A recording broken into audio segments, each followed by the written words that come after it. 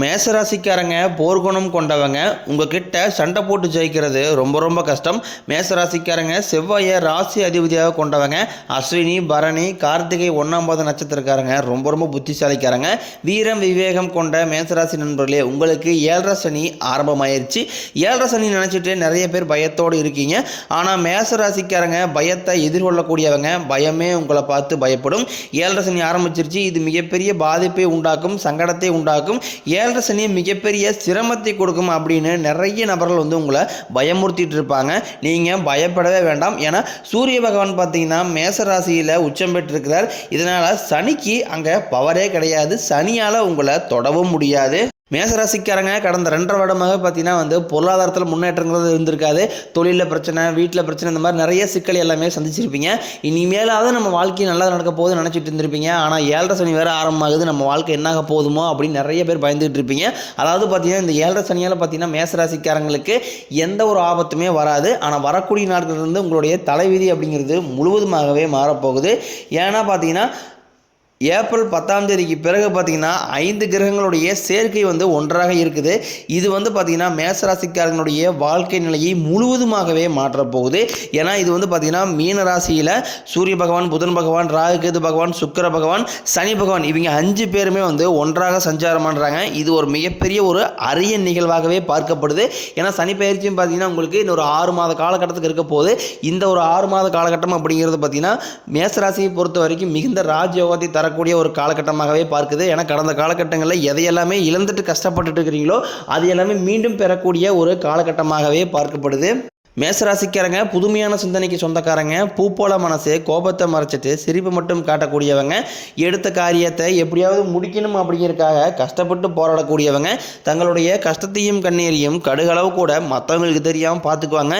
இதனால பார்க்குறவங்க எல்லாருமே மேசராசியா இவங்களுக்கு என்னப்பா சூப்பராகிறாங்க, இவங்களுக்கு என்ன குறைச்சல் அப்படி தான் நினச்சிட்டு இருக்காங்க. ஆனால் சாப்பாட்டு கூட கஷ்டப்படுறது உங்களுக்கு மட்டும்தான் தெரியும். கஷ்ட காலத்தில் திரும்பி பார்க்க கூட ஆள் கிடையாது. ஏதோ தட்டு மாதிரி எந்திரிச்சு நிற்கிறப்போ உங்களை குறை சொல்கிறதுக்குன்னு நிறைய பேர் தேடி வருவாங்க. உங்கள் சொந்தக்காரங்க, நண்பர்களுக்கு ஒரு தேவை இருக்குன்னா மட்டும்தான் உங்ககிட்ட வருவாங்க. அந்த தேவையை முடிச்சோடனே உங்களை தூக்கி போட்டுருவாங்க. மறுபடியும் அவங்க உங்ககிட்ட உதவின்னு கேட்பாங்க. அவங்க முன்னாடி பண்ண துரோகத்தை எல்லாமே மறந்துட்டு மீண்டும் அவங்களுக்காக உதவி செஞ்சு ஏமாறக்கூடியவங்க தான் மேசராசிக்காரங்க. வாழ்க்கையில் எப்படியாவது முன்னேறணும் அப்படிங்கிறதுக்காக அதற்காக கஷ்டப்பட்டு உழைக்கக்கூடியவங்க தான் நீங்கள். வரக்கூடிய நாட்கள் இருந்து பார்த்தீங்கன்னா உங்களுக்கு குரு பெயர்ச்சி ஸ்டார்ட் ஆக போகுது மே 14ஆம் தேதி. இதனால வரக்கூடிய நாட்கள் இருந்தே உங்களுக்கு பொருளாதாரத்தில் நல்ல ஒரு முன்னேற்றம் அப்படிங்கிறது கிடைக்க போகுது. ஏன்னா நிறைய பேருக்கு பார்த்தீங்கன்னா வேலை சரியாக கிடைச்சிருக்காது. அப்படி வேலை இருந்தாலும் வேலையை விட்டுருப்பாங்க. இந்த மாதிரி நிறைய சிக்கல் எல்லாமே சந்திச்சிருப்பீங்க. குரு பயிற்சி மூலமாக பார்த்தீங்கன்னா உங்கள் தகுதிக்கு ஏற்ப நல்ல வேலைங்கிறது விரைவில் கிடைக்க போகுது. நீங்கள் ஒரு அரசாங்க வேலைக்கு ட்ரை பண்ணாலும், இல்லை ஒரு பேங்க் சைடோ, இல்லை ஐடி ஜாப்போ, பிரைவேட் ஜாப்போ, நீங்கள் எங்கே வேலைக்கு ட்ரை பண்ணாலும் அந்த வேலைங்கிறது 100% உங்களுக்கு கிடைக்க போகுது. தொழிலில் இருந்து தடைகள் விலகுவது மட்டும் இல்லாமல் தொழிலில் நீங்கள் செய்யக்கூடிய முயற்சி அனைத்தும் உங்களுக்கு வெற்றியாகவே மாறும். சனி பகவானினுடைய பார்வை உங்களுக்கு நேரடியாகவே இருக்குது. இதனால் வருமானம் அப்படிங்கிறது பல வழிகளில் வரும். தொழிலில் லாபம் சற்று அதிகமாகவே கிடைக்கும். அரசியல்வாதிகளை பொறுத்த வரைக்கும் புதிய பொறுப்புகள், புதிய பதவிகள் எல்லாமே தானாகவே சேரும். மேசராசிக்காரங்க கடந்த காலகட்டங்களில் தங்களுடைய வாழ்க்கையில் நல்லது நடக்க போது நினச்சிட்டு இருந்திருப்பாங்க. ஆனால் உங்களுக்கு அந்த டைமில் ஒரு மிகப்பெரிய ஏமாற்றம் தான். புதுசாக ஒரு கஷ்டமும் பிரச்சனையும் உங்களை தேடி வந்திருக்கும்.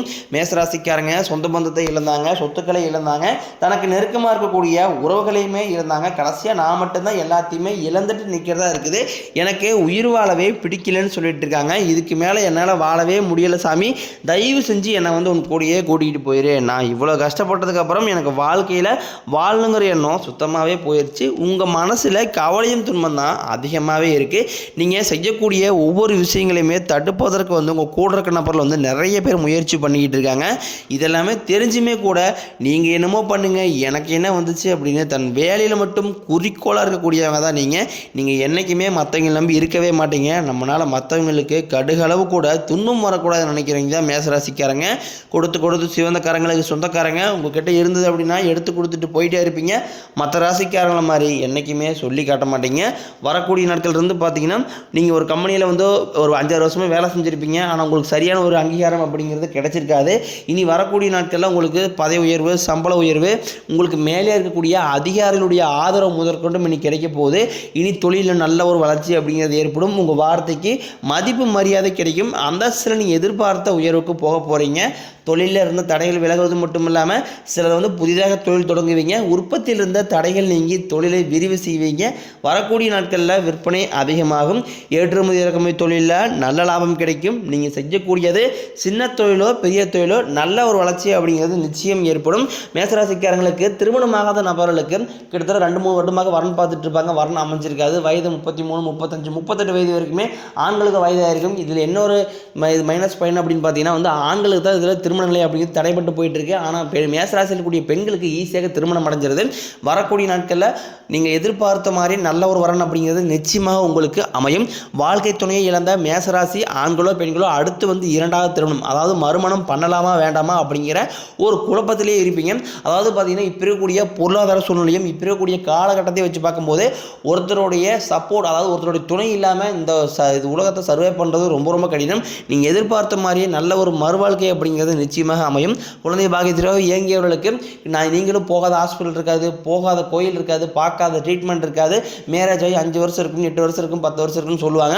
உங்களுக்கு குரு பயிற்சி மூலமாகவும் ராகுகேது பயிற்சி மூலமாகவும் உடல் சார்ந்த பிரச்சனைகள் அனைத்தும் முழுவதுமாகவே நிவர்த்தியாகி இனி வரக்கூடிய நாட்களில் உங்களுக்கு விரைவில் பிள்ளை பேர் பாக்கியம் அப்படிங்கிறது உண்டாகும். பிரிந்திருக்கக்கூடிய கணவன் மனைவி எல்லாமே மீண்டும் ஒரு முறை சந்தித்து பேசக்கூடிய வாய்ப்பு கிடைக்கும் பட்சத்தில் கண்டிப்பாக மீண்டும் சேர்ந்து வாழவீங்க. அதுக்கப்புறம் காதலில் அதிகமாக தோல்வி அடையக்கூடிய ராசி அப்படின்னா அது முழுக்க முழுக்க மேசராசிக்காரங்க தான். ஏன்னா மேசராசிக்காரங்க டக்குன்னு கோவப்படக்கூடிய ராசி, ஈஸியாக சண்டை போட்டுருவாங்க. அதனால் காதலுக்கும் அவங்களுக்கும் செட்டே ஆகாது. லவ் பண்ணிட்டு இருப்பாங்க, ஏதாவது ஒரு சூழ்நிலை பிரிஞ்சு போயிடுவாங்க. இந்த மாதிரி வந்து நிறைய சிக்கல் எல்லாமே சந்திச்சுட்டு வரீங்க. ஆனால் நீ வரக்கூடிய நாட்களில் உங்களுடைய காதலை நீங்கள் வெளிப்படுத்தும் போது அந்த காதல் நிச்சயம் உங்களுக்கு கைகூடும்.